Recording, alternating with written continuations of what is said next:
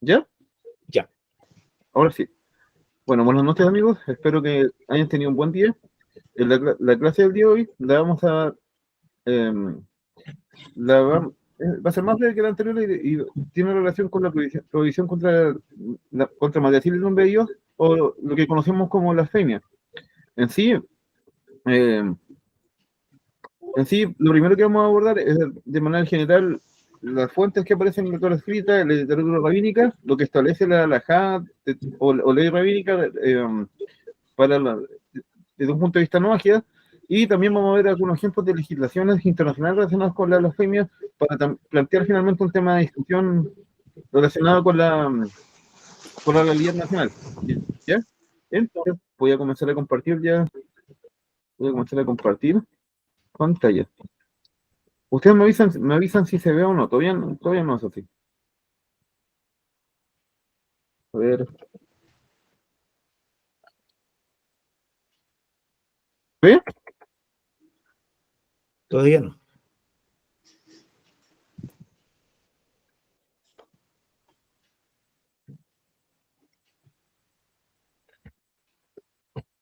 No, creo que es lo mismo la otra vez.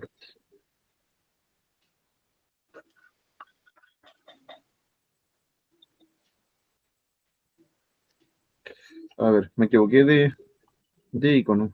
Veamos si ahora... Era compartir toda la ventana, ¿verdad? Siempre confundo estas cosas. Toda la pantalla, carta. Ya, ¿ahora se ve? No, Todavía no. No, Ahí me parece. Ahí aparece. ahí sí. Ya, perfecto.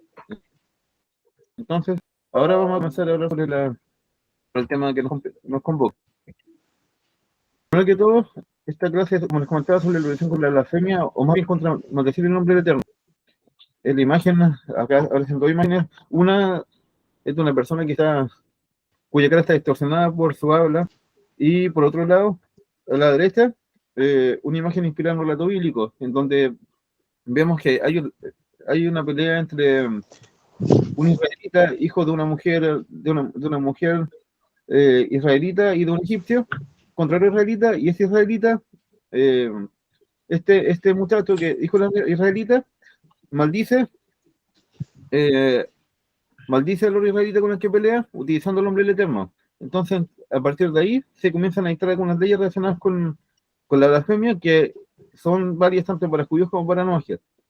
Ahora bien, hay que recordar que uno de los rasgos distintivos de nuestra especie es la capacidad de comunicarse a través del habla. De hecho, hay algunos comentarios que señalan que cuando la Torá dice que fuimos hechos a imagen y semejanza de Dios, la imagen de Dios a la que se habla, a la que se refiere, es precisamente el habla, la capacidad de comunicarse a través del habla, así como también el intelecto. Eh, por lo tanto, a través del habla podemos expresarnos, crear, incentivar, pero también podemos dañar o destruir. Es decir, nuestras palabras tienen un efecto en las otras personas, en el resto de las personas, así como también en el entorno. Como tal, nuestras palabras, así como también nuestros actos, van a tener consecuencias, ¿ya? Por otro lado, hay que tener en cuenta que la blasfemia es la única, a ver, en este caso, la única teoría en la cual se comete una regresión a través del habla. Las demás leyes no mágicas se relacionan con actos, en general, que son transgredidos, o sea, que son transgresiones contra la ley divina. Sin embargo, en este caso, la transgresión específicamente es a través del habla. Y así como las acciones, las palabras también tienen consecuencias. Ahora bien, en ocasiones sucede que podemos estar pasando por momentos difíciles y eso nos puede llegar a hacer cuestionar que Dios está preocupado por nosotros o que busca nuestro bienestar. Comencemos a preguntarnos dónde está Dios, eh, y puede que crucemos una línea en la que eh, de plano deseamos causarle daño, pero como no podemos causarle daño como a otro hombre o como a otra persona, lo que buscamos es denostarlo o agraviar a través de nuestras palabras. Y ahí es cuando blasfemamos o decimos el nombre del Eterno. Un ejemplo que se menciona en el Tanaj sobre una persona que sufrió y que sin embargo no blasfemó al Eterno es el caso de Job. Edicto de paso también era un noagia. Ahora bien, ¿cuándo se considera que maldecimos el nombre del Eterno? O sea, ¿cuánto definimos un acto como blasfemia? ¿Hay diferencia entre judíos y noagias? ¿Y cuáles son sus consecuencias? Bueno, esta clase va a estar enfocada básicamente a responder a esas preguntas. En cuanto a resumen temático, primero vamos a ver la definición según las fuentes judías al respecto, la etimología, las fuentes de la escrita y las fuentes rabínicas, las sanciones, también algunos ejemplos de cómo se aborda la blasfemia en la legislación internacional y finalmente un tema de discusión, que después les voy a comentar cuál es. En primer lugar, recordarán de las clases anteriores, las 7 leyes son entendidas en muchos casos como más bien como siete categorías de leyes que con varias subdivisiones. En la primera o segunda clase mencioné que inicialmente se señala que los magias observábamos 30 leyes. Y respecto a eso, hay dos leyes disponibles, dos listas disponibles. Una es la del rabino Kemuel Benjamín del siglo XI, quien señala que la blasfemia le categoriza mandamientos como la oración de la blasfemia, también incluye el rezo al Eterno y por último la revisión de sus juramentos. Por otro lado, el rabino Menajea Masaría de Fano del siglo XVI propone otra lista con los 30 mandamientos y en la categoría de blasfemia incluye no maldecir el nombre de Dios, honrar a los socios de la Torá y la Torá, estudiar las partes de la Torá correspondientes a la observancia de las leyes de los hijos de Noah. Es decir, bajo el punto de vista del rabino Menahem Azaría de Fano, la revisión contra la blasfemia también implica de forma positiva el, el, el estudiar lo que corresponde a nuestra identidad espiritual, así como también honrar a quienes nos enseñan respecto a la Torah, a quienes nos influyen sobre la voluntad divina. Ahora bien, la base textual la base textual sobre la prohibición de la blasfemia está precisamente en la Torah, específicamente en el texto de Levítico 24, 15 al 16. ¿Alguno de ustedes tiene alguna Torah cerca que pueda leer? Sí. Ah, genial. Mira, necesito que por favor comience a leer desde, a ver, desde Vallicrá, o sea, Levítico 24, Ok, a ver, Levítico 24, le digo enseguida los versículos. 24. 24, 10 al 16. Ya, la 25, 24, ya. 10 al 16, ya. ¿Sí? Acerca del blasfemo y otras normas. En Éxodo, bueno, no sé si leo el comentario o leo No, solamente el texto. no el texto, sí el comentario. Ok, bien. Resulta que ese hombre, el hijo de aquella madre israelita y aquel padre egipcio, se levantó y peleó en el campamento contra un israelita. El hijo de ese israelita pronunció y blasfemó el nombre de Hashem.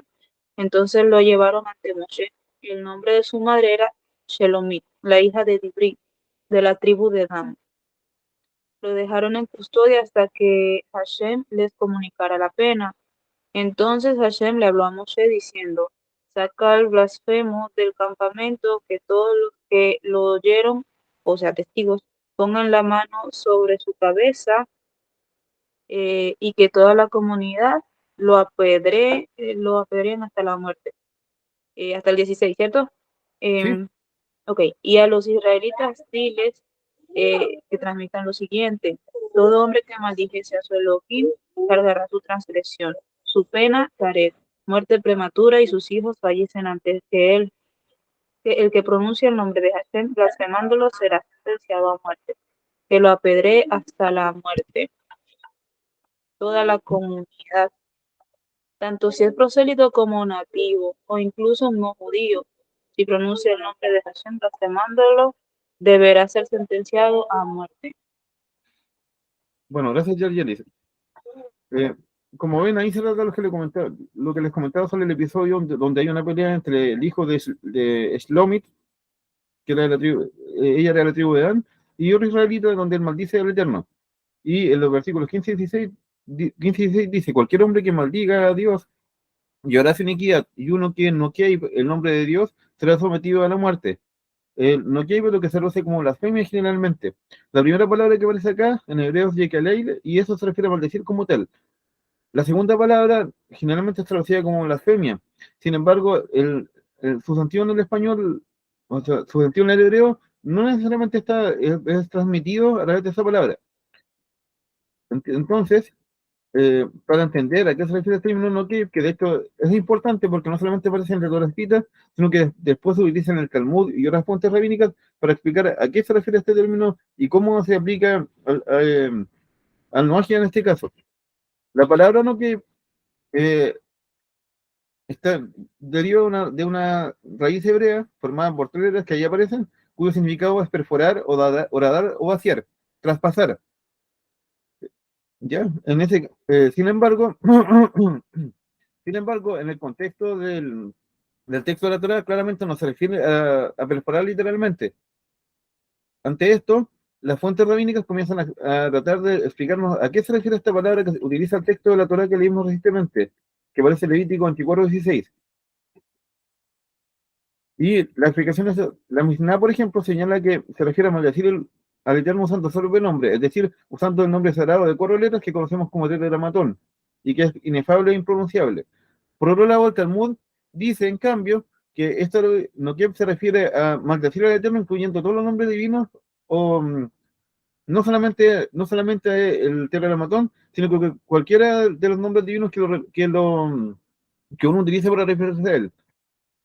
Ahora bien, eh, la Mishnah, como vemos, es acotado. Sin embargo, en el Talmud, donde se comenta o se debaten las opiniones, las leyes rabínicas, eh, se extiende un poco más la discusión. Y así vamos a encontrar en un texto del Talmud lo siguiente. Dice, se ha enseñado, el blasfemo no es castigado a menos que bendiga el nombre por el nombre. En el Talmud, así como en el Tanaj, en ocasiones para evitar utilizar la palabra maldecir, se utiliza un eufemismo para evitar esos usos en donde al traducirlo queda como bendecir. Entonces, cuando hay veces en que uno puede leer bendecir el nombre del Eterno, que es más bien una forma de evitar referirse a maldecirlo. Entonces, por ejemplo, acá se ha enseñado, el blasfemo no es castigado a menos que maldiga el nombre por el nombre. ¿De dónde sabemos esto? Samuel dijo, la escritura dice, y el que blasfeme el nombre del Eterno, cuando blasfeme el nombre del Eterno será ejecutado. Es decir, aquí este primer versículo da a entender que la persona se considera culpable cuando pronuncia el nombre del Eterno directamente.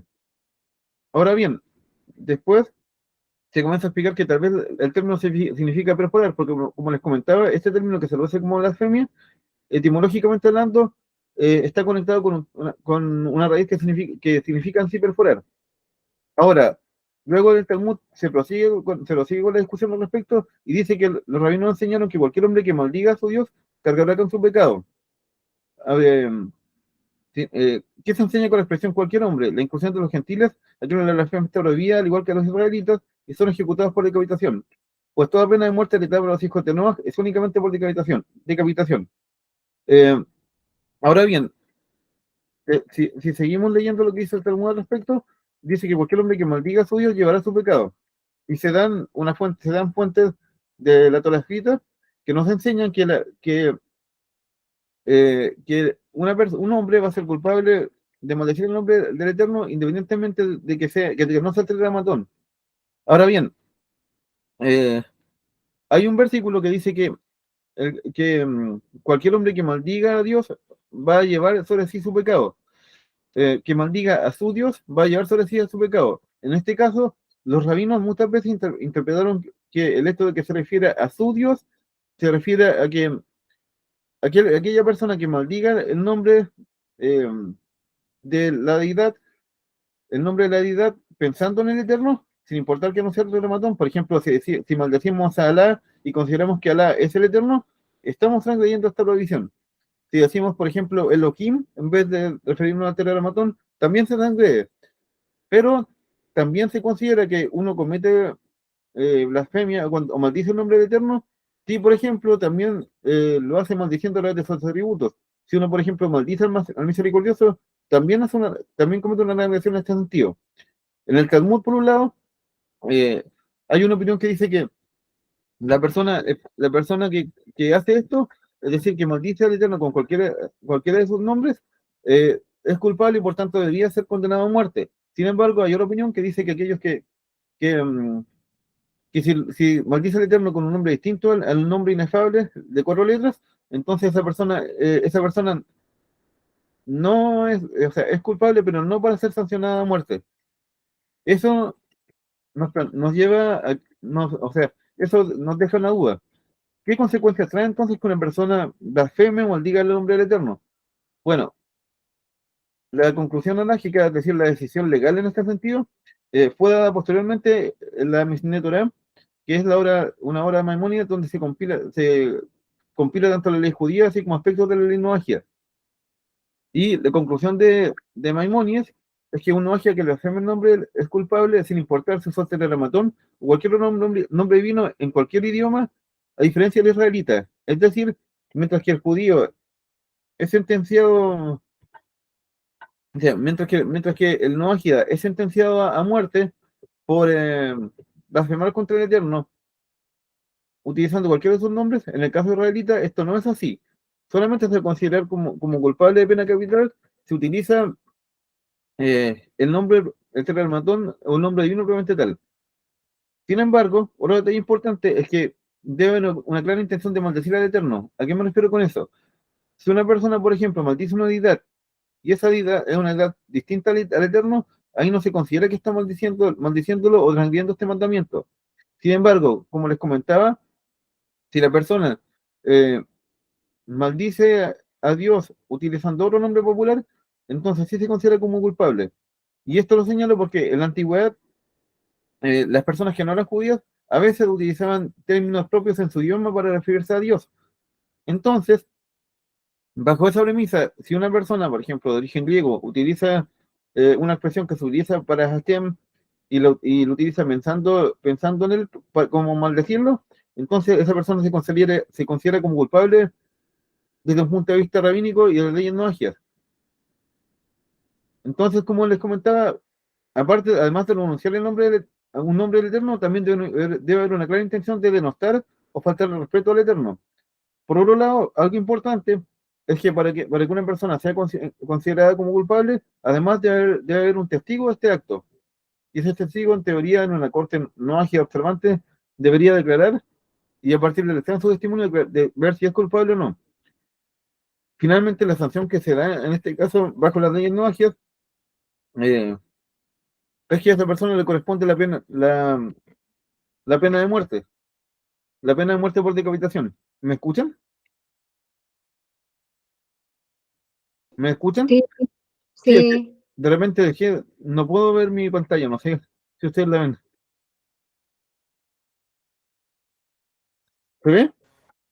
Por lo menos se escucha, hasta el momento no he tenido intervención de nada. Sí, es que no sé, Solamente sale. tengo problemas con Compartir mi... pantalla no me salió. Ahí sí, ya ahora sí. Entonces, como les comentaba, lo referente a la blasfemia es en sí es un tema complejo, porque eh, por un lado se considera como culpable a una persona que haya maldecido al Eterno utilizando cualquiera de sus nombres. Segundo, otra cosa importante es para que esa persona se considere como culpable, es que debe haber una intención clara de maldecir o de denostar al Eterno. Eh, como les comentaba al principio, claramente como seres humanos no podemos dañar a Dios, porque somos limitados. Entonces lo que buscamos, de alguna manera, es vengarnos a través de nuestra habla. Y eso, como les comentaba, trae consecuencias. Entonces, si mi intención es maldecir directamente al Creador, ya sea burlándome o cuestionando sus buenas intenciones, o más que buenas intenciones, su deseo de bienestar hacia el ser humano, eh, si lo hago si lo maldigo en ese punto, eso está prohibido. Ahora, ¿qué no implica blasfemia? Por ejemplo, la clase anterior les comentaba que para los noajias no existe una ley clara que señale que no hay una halajá o ley establecida que nos diga que el noagia debe creer en el Eterno. La prohibición específica es contra cometer idolatría, así como también contra maldecir al Eterno. Sin embargo, si una persona no cree en Hashem, en sentido estricto no está blasfemando. Si una persona que es noagia no cree en Hashem, no está blasfemando. Así también hay que tener en cuenta que una persona puede ser atea y observar parte de las leyes noagias porque llegó a ellas a través de la lógica, ya que, como les comentaba, de acuerdo a los sabios de Israel, las leyes noagias se pueden deducir también a través de la razón. Y en dicho caso, si la persona la observa porque fueron entregadas por Dios en el Sinaí, se le llama justo entre las naciones, y en cambio, si la persona solamente la observa porque las considera como leyes morales lógicas, ahí se le considera como sabio de las naciones bajo la opinión de Maimónides. Entonces, retomando esa idea, como les decía, si una persona no cree en Hashem, no entra en la categoría de blasfemo. Eso es importante que lo tengamos en cuenta. Y como les comentaba, la sentencia en este caso por transgredir este mandamiento es la muerte por decapitación. Ahora bien, conforme ha pasado el tiempo, el mundo se ha ido secularizando. Eso implica que en muchos casos, en países donde habían ciertas legislaciones religiosas, esta realidad ha ido cambiando. Y así, por ejemplo, la blasfemia, si bien es cierto, hoy en día no está, no es algo que esté difundido de manera amplia en la legislación internacional, sí quedan vestigios en algunos códigos penales respecto a la idea de legislación. En ese sentido, hay que señalar que en los países occidentales hubo leyes obligatorias que sancionaban la blasfemia. Sin embargo, con el paso del tiempo, estas leyes se han ido modificando para incluir la blasfemia independientemente de la religión. En un principio, por ejemplo, en un país católico, la blasfemia se relacionaba con la deidad del cristianismo. En los países musulmanes, por otro lado, en donde se implementa la Sharia, las leyes de blasfemia tienen que ver con hablar no solamente contra Alá, sino que también contra Mahoma, lo cual puede traer consecuencias como la pena de muerte para quien las transgrede. Como recordarán, hace algunos años atrás en Francia, unos caricaturistas eh, hicieron una parodia de Mahoma, me parece, y eso era como consecuencia de un atentado terrorista, donde murieron varias personas eh, que trabajaban en esa revista. Entonces, como podemos ver, la blasfemia, desde el punto de vista religioso, ha sido abordada, pero con distintos enfoques. Y bueno, en Occidente, eh, aún hay países que tienen legislaciones relacionadas con la blasfemia. Por ejemplo, Austria, en el Código Penal, hay 2 artículos que abordan esto. En Finlandia, en Alemania, en Nueva Zelanda, Dinamarca, y también en España, por ejemplo, así como en Estados Unidos. Eh, Vamos a hablar puntualmente de 2 ejemplos prácticos. El primero tiene que ver con España. En el Código Penal español hay un artículo donde se aborda donde se aborda la blasfemia, pero de manera general. No se habla de una creencia en particular. Y específicamente el artículo dice lo siguiente: incluirán en la pena de multa de 8 a 12 meses los que, para ofender los sentimientos de los miembros de una confesión religiosa, hagan públicamente, de palabra, por escrito, mediante cualquier tipo de documento, escarnio de esos dogmas, creencias, ritos o ceremonias, o vejen también públicamente quienes los profesan o practican. En este artículo hay una clara prohibición contra el burlarse o hacer mofa de las creencias religiosas de las personas. Acá no se hace una distinción entre las creencias cristianas, musulmanas, judías, etc. Acá esta prohibición es de manera genérica.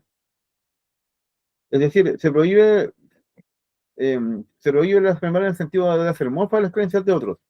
Lo interesante, sin embargo, es que el punto siguiente señala que la misma pena incurrirá a los que hagan públicamente escarnio de palabras o por escrito de quienes no profesan religión o creencia alguna. Es decir, el Código Penal español, por un lado, señala la prohibición de hacer mofa de las creencias de una persona, un grupo de personas, sin importar cuál sea ese grupo, pero también prohíbe que se haga escarnio de aquellas personas que no creen. Es decir, de alguna manera el penal español busca fomentar el respeto y la tolerancia tanto por aquellos que creen como aquellos que no creen. Y eso sería lo ideal. Por otro lado, si bien es cierto, en Estados Unidos la primera enmienda de alguna manera otorga libertad de expresión, por decirlo de alguna manera, y no tanta restricción en cuanto a la forma de expresarse. En algunos estados de Estados Unidos aún hay artículos que mencionan prohibiciones contra la blasfemia, pero específicamente contra la blasfemia hacia Dios, hacia Dios, o específicamente hacia el Dios cristiano. Así, por ejemplo, en el estado de Massachusetts, en las leyes generales, se señala que cualquiera que blasfeme intencionalmente el santo nombre de Dios, al negar, maldecir, representar contumeliosamente a Dios, su creación, gobierno o juicio final del mundo, o al maldecir, representar a Jesús, o al Espíritu Santo, maldecir, representar, exponerse al desprecio y ridículo, la santa palabra de Dios contenida en las Sagradas Escrituras, será castigada con pena de prisión no mayor de un año, o con una multa no mayor de $300, pudiendo también estar obligado a buena conducta. Como vemos en Estados Unidos, como les comentaba, la Constitución de por sí eh, otorga la libertad otorga ciertas libertades, pero a nivel estatal muchas veces hay algunas variantes o similitudes respecto a lo que plantea esa la primera enmienda particularmente. En este caso, por ejemplo, como vemos en el estado de Massachusetts, específicamente se condena la blasfemia contra Dios, contra su autor, o incluso o bien contra la Trinidad cristiana. Y así en otros lugares donde no se reconoció la primera enmienda en determinado momento, habían decisiones similares. Bueno, y eso pasa en los estados federales en sí, donde, si bien es cierto, hay una constitución, cada estado también tiene sus propias leyes. Y eso da pie para que se generen legislaciones paralelas, por decirlo de alguna forma, a lo que plantea la constitución. Ahora bien, el tema de discusión tiene que ver con nuestra realidad nacional. Primero, el tema es sobre la blasfemia en el ordenamiento jurídico chileno. Y las preguntas que vamos a ver son las siguientes. ¿Hay sanciones en el ordenamiento jurídico chileno para la blasfemia? Es decir, ¿hay alguna pena si uno por blasfemar? Eh, por otra parte, de no ser así, sería inconstitucional sancionar la blasfemia en el ordenamiento jurídico. Y finalmente, si esto es inconstitucional, ¿podríamos de alguna manera establecer la prohibición contra la blasfemia como se ha hecho en algunos de los países que mencionaba en los puntos anteriores? ¿Qué opinan ustedes? ¿Actualmente la blasfemia es sancionada en el Código Penal chileno o en alguna legislación o no se toca? No creo. No, no, yo no creo que haya una ley. Que como el Estado es laico, entonces no dudo que Y bajo esa, sí, ese es un buen punto. Y bajo esa premisa, ¿sería inconstitucional si sancionáramos la blasfemia? sí, ¿Por qué? sí. Porque no, como el Estado, en el supuesto que no hay una ley y el Estado es laico, entonces no cae dentro no caería dentro de alguna ley, pienso yo. Sí, de hecho, un detalle importante como acotación, en la Constitución actual y de 1925 se plantea la libertad de creencia, la libertad de culto. Entonces, en el momento en que nosotros, eh, primero, en el momento en que nosotros prohibimos una creencia, estamos yendo contra ese principio. Por otro lado, al momento de definir lo que es blasfemia, también, o sea, también podría ser inconstitucional porque atentaría contra este principio de la libertad de culto. Dígame. Una consulta, yo entiendo que la Constitución es un parámetro, es como el esqueleto de la ley, ¿cierto?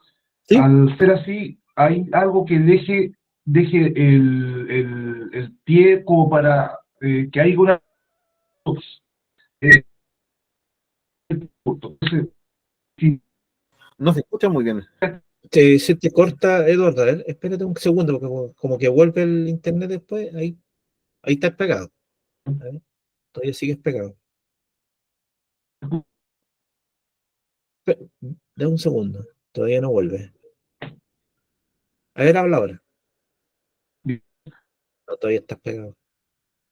Estoy pegado. Después lo mando por escrito, la pregunta. A ver, habla ahora. ¿Se escucha ahora? Ahora se da la pregunta, que se te cortó. Ya, a la Constitución como No un se escucha. esqueleto de la... ¿Se escucha? Sí, sí, ahora sí. Ya. Al ser la es como el pie para las leyes, ¿cierto? Así lo entendí. Deja Sí, abierta la posibilidad con la ley así, la Constitución. ¿Se escucha? no. No, ya Se lo te mando por el... Sí, no, mejor Sí, escrito. mejor por escrito. Sí, porque no se escucha. Pero, a ver, Eduardo tocó un punto importante. La Constitución como tal, la Carta Magna, eh, es la base de alguna manera a partir de la cual se desarrollan las leyes que rigen un Estado. Por tanto, para que una ley sea aceptada debe estar en armonía con la Constitución. Y bueno, Sí. en caso de que sí no sea, el Tribunal Constitucional de hecho tiende a... El Tribunal Constitucional pasa a declarar inconstitucional tal o cual moción. Lo que se ha dado en muchos casos, cuando una moción parlamentaria va contra el espíritu de la Constitución, se rechaza. Entonces, lo que puede pasar es que si se hace un proyecto de ley que busque prohibir la blasfemia, por ejemplo, podría llegar a pasar eso. Ahora, también está el detalle de que la Constitución igual tiene... los artículos de la Constitución como tal dejan pie para poder legislar sobre ciertos aspectos. Por ejemplo, por un lado puede garantizarse el derecho a algo, pero por otro lado hay otro artículo donde de alguna manera se contrapone con el anterior. Entonces eso abre pie a que se dé más de una interpretación. Ya. Entonces, bajo esa línea, hay que tener en cuenta que la Constitución, así como las leyes, se tienen que interpretar. Y los abogados son los que podrían explicar mejor en ese sentido. Pero ellos son los que van, o sea, en ese sentido, la, la experiencia de los abogados y los jueces puntualmente van a interpretar estas leyes y de acuerdo a eso van a dictar sentencias o bien van a señalar si es o no plausible que se aborde todo el proyecto. No sé si entiende lo que voy. Sí, Es complejo porque uno muchas veces puede leer la Constitución o leer un documento legal, eh, la forma en la que lo interpretamos puede ser muy distinta con lo que interpretan juristas. Nosotros entendemos una cosa, pero desde un punto de vista legal quizás la explicación es otra. Lo mismo pasa también con la Torá. Hay cosas que nosotros podemos entender de una forma, pero los rabinos pueden dar una explicación que es totalmente distinta a lo que entendemos. Y ahí entra en juego el dicho de pastelero tus pasteles. Pero, ¿qué opinan ustedes sobre el tema en sí que conversamos? La prohibición contra la blasfemia, si es inconstitucional, ¿se podría constitucionalizar y cómo?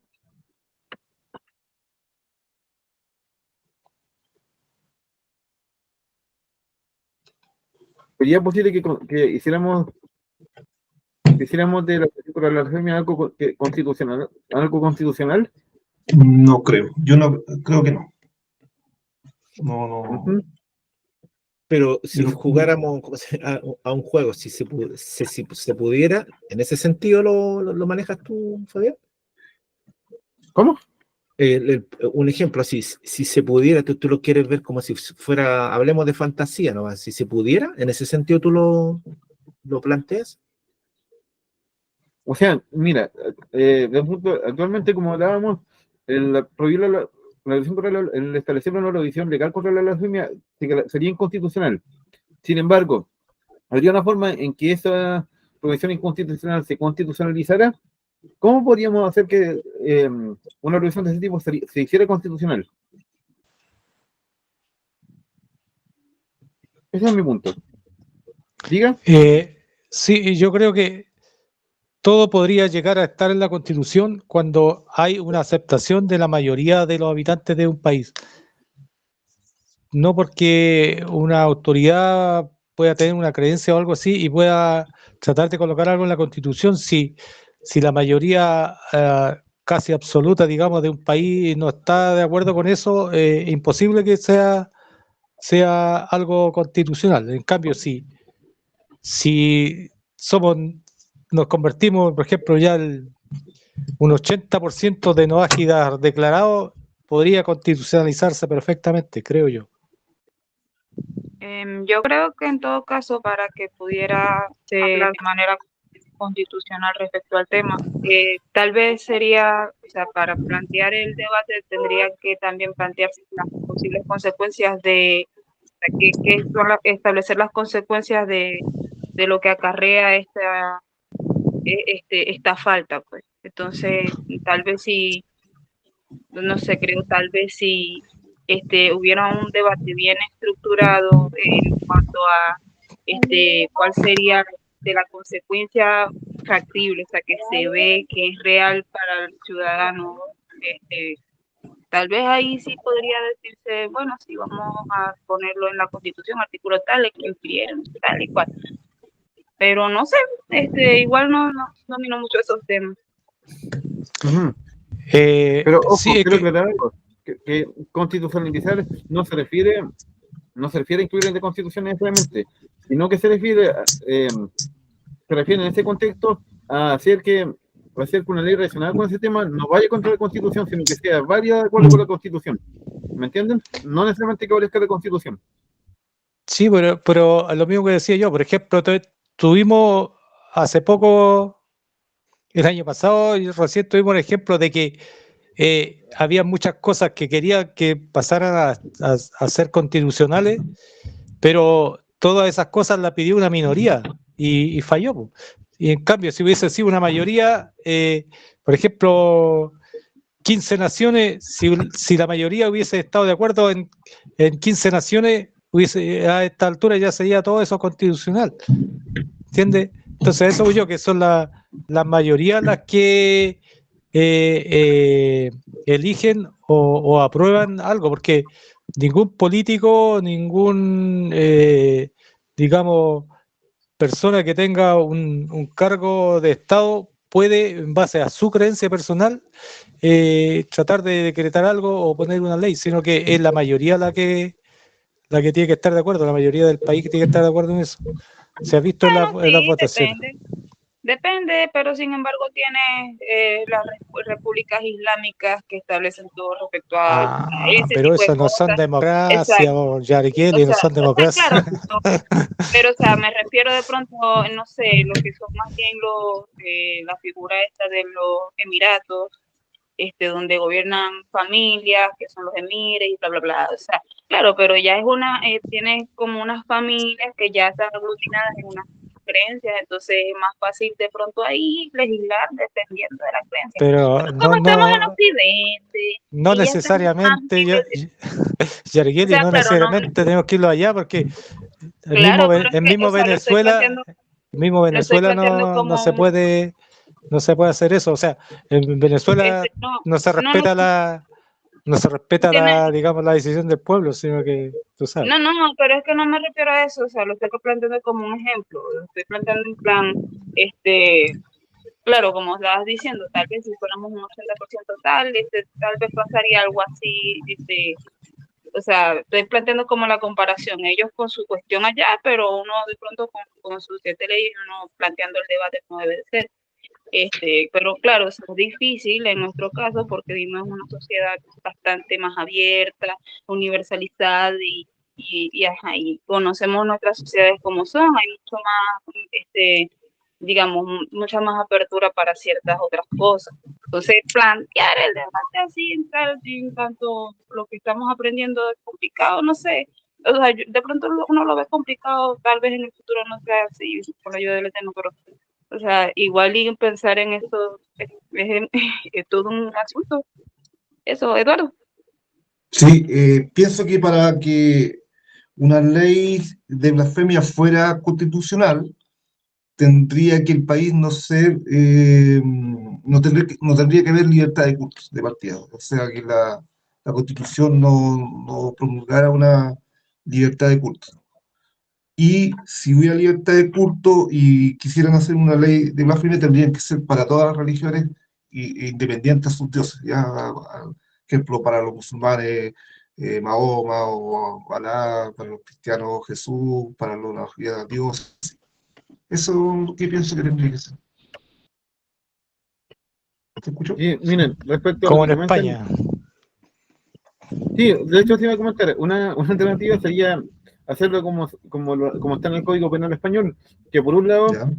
sanciona el hacer escarnio en las creencias de las personas, pero también algo interesante es que también sanciona el hacer escarnio a aquellas personas que no creen. Entonces, de esa forma no se enfocaría en un solo grupo, sino que incluiría a todos al fin y al cabo. Todo, sí. Por eso es Sí. importante lo que comentó Ariel Yelis. Si eventualmente se legislara al respecto, también tenés que pensar en las consecuencias que tiene, los alcances que tiene de tal o cual ley, de que muchas veces se alcanzan leyes y esas leyes tienen ciertos vacíos que después son problemáticos para aplicarlas. Por ejemplo, la ley de alcohol. ¿Cuántos de ustedes han ido al supermercado le han pedido carnet, aun cuando se nota que no son caróticos, pero aún así se lo están pidiendo? Entonces, muchas veces la reacción de las leyes también es algo importante.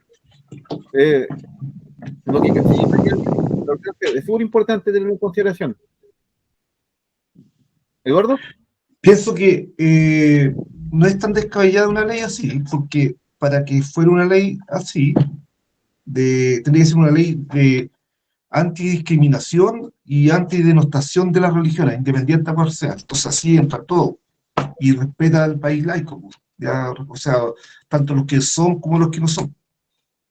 Yo creo que no es tan descabellada una ley de esa, pensándolo de esa manera.